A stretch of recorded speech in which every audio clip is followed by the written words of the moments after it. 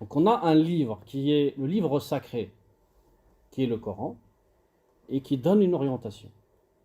Et il donne des informations très claires. Et puis on a une périphérie d'enseignements qui peuvent être prodigieux et qui sont de sources prophétiques, surtout lorsqu'ils correspondent, et exclusivement même, à ce que dit le Coran. Donc, par exemple, une parole prophétique, innamal a'malu binniyat, c'est exceptionnel. D'accord? Et ça correspond à ce que dit le Coran.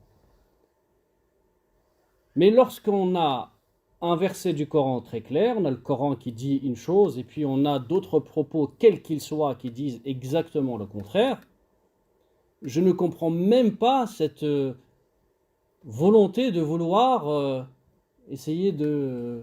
C'est parce que des gens ont sacralisé des recueils, comme Al-Bukhari, et Muslim, qui disaient que voilà, après le Coran, ce sont les valeurs sûres. Mais qu'est-ce qui doit être sacralisé? Le Coran, c'est... Je suis complètement d'accord. Soit c'est le Coran, il est sacralisé, donc ça veut dire tout le reste, tout ce qui vient le contredire doit être éliminé, soit on sacralise autre chose. On dit que le Coran, il est là de manière...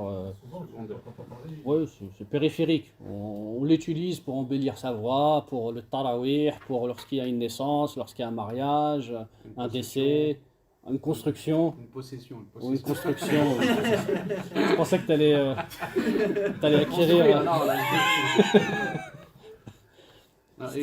C'est pourquoi la villa.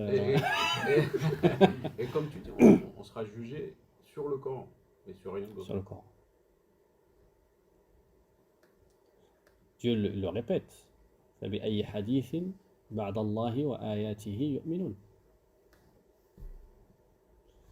Quel propos autre que celui qu'il y a dans le Coran doivent-ils revendiquer pour que ce soit leur foi, leur croyance?